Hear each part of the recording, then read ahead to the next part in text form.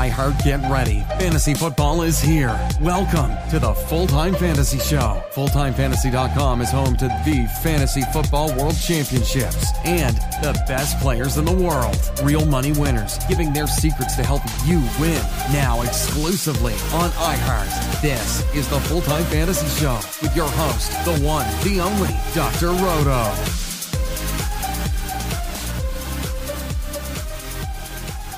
It's Dr. Roto. Get out the insurance cards, get out the copay. The office is open, my friends. It's been a while since I've been here with you. Been very busy. As you guys know, we're now becoming a SI Fantasy. So check us out at si.com/fantasy. And of course, at FullTimeFantasy.com, when you enter the promo code ROTO50, we get you 50% off your first 2 months with us. And you know how busy we are. This is a busy, busy time of year and a crazy time of year. So let's discuss things that are happening. Firstly, Andrew Luck. Captain Andrew Luck. What can I say except I respect his decision. I'm disappointed, but what the fans did was just horrific in Indianapolis. And the problem is I get it. See, I get it. We're fans, right? We want our stars to play. We feel let down.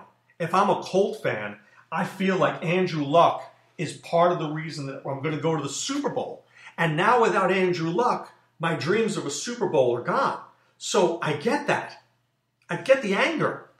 But you can't be angry at a guy who's making a decision about his health. I mean, have you had a torn labrum? Let me tell you something. I've had one. It hurts. Have you had a lacerated kidney? Let me tell you somebody with kidney issues, it's not good. Have you had, this high ankle sprain and calf injuries and all these things? Not good.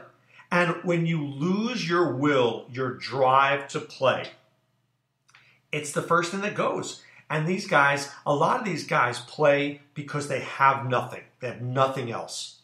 Well, Andrew Luck doesn't have nothing else. Andrew Luck's got a lot, right? Andrew Luck is a brilliant guy from Stanford. I'm sure he's put away his money. I'm sure he just got married. I'm sure there's opportunities abounding for him. So, whether maybe it's coaching, maybe it's TV, maybe it's nothing. Maybe it's just, Andrew Luck, businessman. Let's wish him well, right? Because I think if he could have played, he would be there. As for Jacoby Brissett, I like Jacoby Brissett. I think that he's actually a lot better than people think he is. Now, the last time he was the starter, Chuck Pagano was there, and that was a train wreck and a half. We know this, right? Frank Reich is a really, really good head coach. He's going to put Brissett in positions to succeed. Brissett will be fine. He will be on the bottom end of quarterbacks, but he won't be an embarrassment. Now, a lot of people out there are like, tank for Tua. The Colts are too good for that. But let me just drop a name. I'm going to drop a name, and we'll see a year from now whether I was correct or not. I don't think that Derek Carr is John Gruden's guy. I just don't. I believe this is all a show. He's not committed to Carr. And if Carr is looking for another address, maybe Indianapolis? Maybe. If Frank Reich thinks that he could do a lot with him. If he does, then he'll go there. I'm just throwing that one out as pure speculation. Does this lower T.Y. Hilton? Yes. Got to be a third-round pick now. Does it lower Eric Ebron? Yes. Does it lower Jack Doyle? For sure, yes, because Doyle was Luck's guy. Does it lower Paris Campbell? Yes. Does it lower Devin Funchess? Yes. It lowers all these guys. Now, they're still draftable. Let's not go crazy on me, but they're just not where they used to be. Okay? I'm dropping them all at least 1 to 2 rounds lower than where we were taking them. Next, let's start to look at the Houston Texans. Lamar Miller out for the year. Now, you all know I hated Lamar Miller, but I never want to see a guy get injured. I wasn't taking Lamar Miller anywhere, but now Duke Johnson goes way up. So if you ever want to ask yourself, why is it good to draft early? Well, if you had Duke Johnson in some drafts in round 12 or 13 a couple of weeks ago, you now have a big 6 or 7 round advantage. Because let me tell you, right now he's a 5th or 6th round player.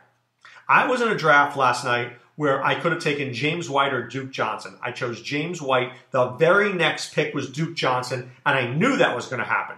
I said to myself, I know White won't be here. Maybe there's a 1% chance Duke Johnson will come back if I take White here. And he was the next pick. So I always like seeing that because it shows me that I'm doing the right thing. Right? If I'm down to two guys and I pick guy A and guy B goes, then I know I was in the right place. I like Duke Johnson a lot, but he's not a full-time guy, right? He's not a guy that can get 25 touches a game. He's a 15-touch guy, right? Maybe 10 rushes and 5 receptions, but they're going to need to find another guy. So let me give you some names. I'm just pontificating and who could end up. Carlos Hyde, I think that makes a lot of sense. Jay Ajayi, that makes some sense.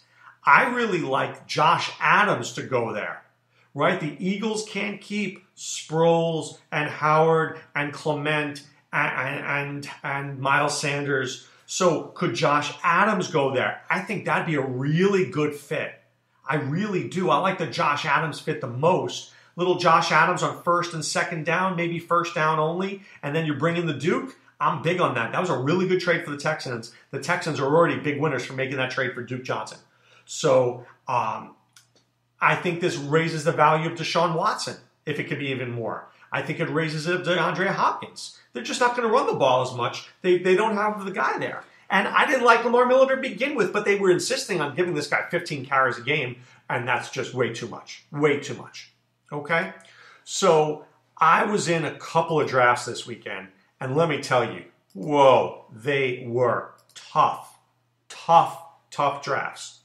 So I'm going to talk very briefly about a main event draft that I was in. I'm not going to give you too much details, but I'm going to just tell you this. If you looked at the board that I'm looking at here, there was red in round 6, Pat Mahomes, round 8, Deshaun Watson, and then everybody else went in round 10. So ask yourself this question. Why are you taking a quarterback before round 10 when all these guys in the main event, and there were some big names in here. I'm not going to tell you the names, but just know that they're big, educated names. Why are you taking a quarterback before that? Guys like Lamar Jackson and Goff and Breeze all went around 14 on. So if you're looking at this board, the red is on the bottom. The red is on the bottom and the green is on top. There was a lot of green and yellow up top. That's what we do.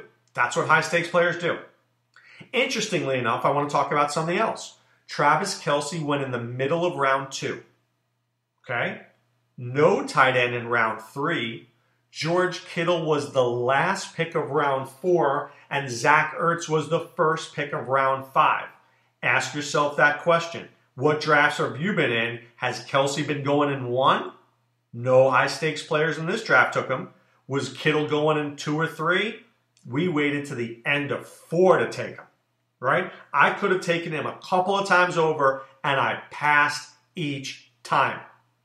I could have taken Ertz, passed on Ertz too. We all did. You need to know that. Now, at some point, I think the end of round 4, beginning of round 5 is good value. I'm not going to knock that value. That's pretty good value. Okay? That is pretty good value. But that's the value where I want him. I'm not taking him in round 3. And I don't want you to do that either. Okay? I really don't want you to do that either. I think that is a huge, huge, huge mistake. Okay. So I did a Beat Dr. Roto draft on Friday night. I know I said I was going to cover it on FNTSY, but I think I'm going to cover it here.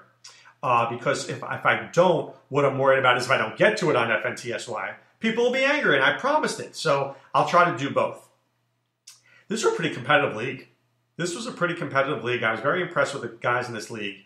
It was a really good job, guys. So really well done. Not too many bad picks, maybe 1 or 2, but nothing that was like, oh, terrible. So team 1 started out with McCaffrey and then went Brown, Cooper, Boyd, Allen Robinson, took Duke Johnson at the end of the 6th. That was a gift. That really was a gift, by the way. I passed on Duke Johnson. I wouldn't have done that if we were drafting after the injury. I'll tell you that right now. And then he took Phillip Lindsay. Took Jared Goff in round 12 and Matthew Stafford in 18. So his quarterbacks are Goff and Stafford. His running backs are McCaffrey, Duke, Lindsey, and Darrell Henderson. Can you win with that? Yeah, he might be able to if Lindsey's decent. And his wide receivers are good. This is a good team. Team 2. I don't like his team name. Roto ain't nothing. I don't know about that, my dude. But he started out with 3 running backs. Barkley, Connor, and Jacobs. James Conner goes anywhere in the second round. He can go from the first pick in the second round to the last pick in the second round. This guy got him at the end, and then he followed up with Josh Jacobs. That was early for Josh Jacobs, but look, got to risk it. Got to risk it. So I don't hate the move. So he was Barkley, Connor, Jacobs, Ridley, Kupp, Pettis, Allison. That's strong. Cam Newton in 12, Cousins in 16, Austin Hooper in 10. It's a solid team. So long as those running backs pan out, solid team. All right, team 3, Kamara and Kerryon. Then he goes with Chris Godwin and DJ Moore, James White, D.D. Westbrook, Latavius Murray, Anthony Miller, Deshaun Watson. This is a strong team. Kamara, Kerryon, White, and Murray is great. Godwin, Moore, and Westbrook, solid as a rock. Now look, Godwin may have been early. He took Godwin over Thielen. He took Godwin over Diggs. That is a risky move, but I appreciate the risk. It's not a bad move, just a risky move. All right, team 4, Dr. Roto. I started with DeAndre Hopkins. I took Leonard Fournette. I took Fournette earlier than I expected to, but I knew I wanted to take Fournette because I knew he wasn't going to come back to me in round 3. I knew he was gone. I then took Thielen, Galladay, Ingram, Eckler. If I had to do this draft over again, I'd rather Duke Johnson than Eckler. I took O.J. Howard, and then I took Cortland Sutton, and then I have Baker Mayfield later. Now, something interesting happened in this draft that I want to address. I think it was this draft. Yeah, it was this draft. So the team before me made a mistake and didn't get the guy he wanted, right? And then I took Cortland Sutton. And then he said, wait, I want Cortland Sutton. But I had already picked Cortland Sutton. So once the guy makes his pick, dude, you're done. Get your pick right. You have a minute, you have 90 seconds to get it right. If you can't get it right in 90 seconds, I'm picking. That is not on me. That's on you. Now, if your computer breaks down, that's different. But outside of that, I have a problem. I do. Do the right thing. Pat Mayo tried to screw me with that a couple of years ago, and see what it got him. Jordan Reed got hurt, and Pat lost the league. All right, team 5 took Tyreek Hill, Keenan Allen Roto, Aaron Jones, Mike Williams, Sony Michel, Josh Gordon, Geis, Crowder. There's a lot of risk here. A lot of risk with Gordon and Geis. I like the team. I do. I like the upside, but it's a very risky team. All right, Frank Drebin. Surely I'm going to like this team, right? Has Adams and Evans and then Kittle. I like it. Melvin Gordon in 4. Risky, but not bad risk. Would I have taken Ingram or White or Michelle? I could. But look, if Melvin Gordon comes back, this team is doing great. He has Miles Sanders in 5, Will Fuller, A.J. Green. Remember, I've talked about this before. I don't mind this team, but when you do Gordon and then you do Green, you've got 2 guys who might not be playing for about 8 weeks. That's too much risk. You can do 1 guy, you can't do 2. All right, let's see. Team 7, Kamikaze, takes Julio Jones, follows it up with Joe Mixon, Damian Williams, Derrick Henry, so went running back. Then Zach Ertz in 5, and then Corey Davis, Moncrief, and Gallup. Do we still like Moncrief as much? I don't know. James Washington's starting to look pretty good. I like Moncrief. I don't love Moncrief. All right, next team, Team 8, took Zeke, then Kelsey, then Freeman, then Mahomes. And then his next pick was Jarvis Landry and Sammy Watkins. I just don't think you're winning a league when you do that. I just don't. So I like Zeke. And I like Travis Kelsey. But you got to take Stephon Diggs instead of Freeman. You have to take Diggs because you need a number 1 receiver. And then when you come back and you take Pat Mahomes, look, I like Pat Mahomes, but now when Kenny Galladay's on the board, you got to take a number 1 receiver. You're not winning our leagues without a number 1 receiver. It's as simple as that. All right, team number 9 gets David Johnson, follows up with Beckham and Diggs. That's real nice. Takes David Montgomery, Marlon Mack, Christian Kirk, Tariq Cohen, Valdez Scantling, Vance McDonald, John Brown, Justice Hill, Kyler Murray, Lamar Jackson. I like this team. I think this team's really constructed nicely. There's risk here. There is risk here. Murray and Jackson are risky. Valdez-Scantling risky. Kirk risky. Montgomery's risky. But there's good risk, right? You got to be risky to win it all. This is a team that may lose. He may go, 4-9, or he may just win the online championship. So interesting.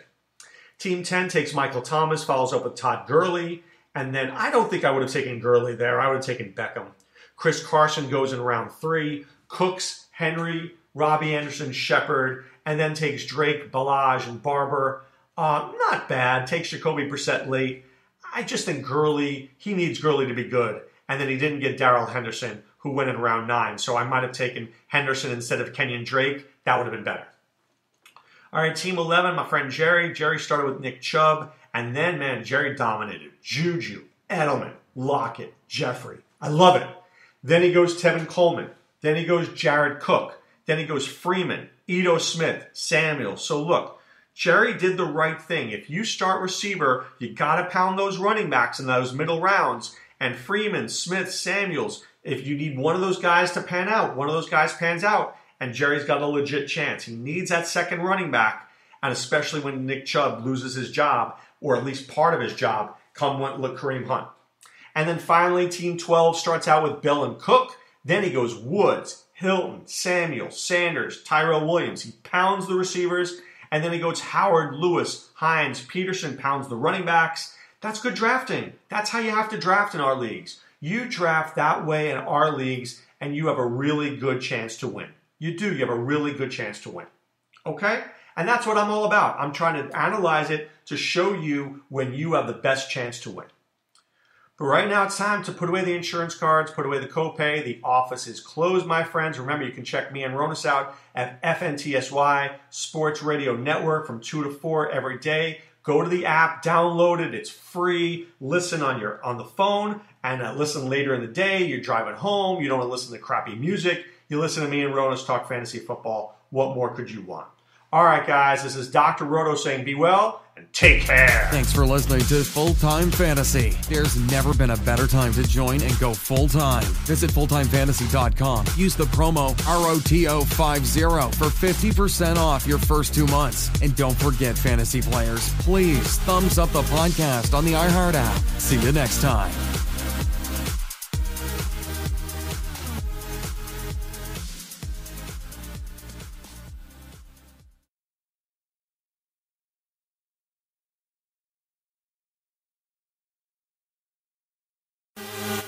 The experts from FullTimeFantasy.com are brought to you exclusively right here on iHeartRadio. We'll be right back with more from Full Time.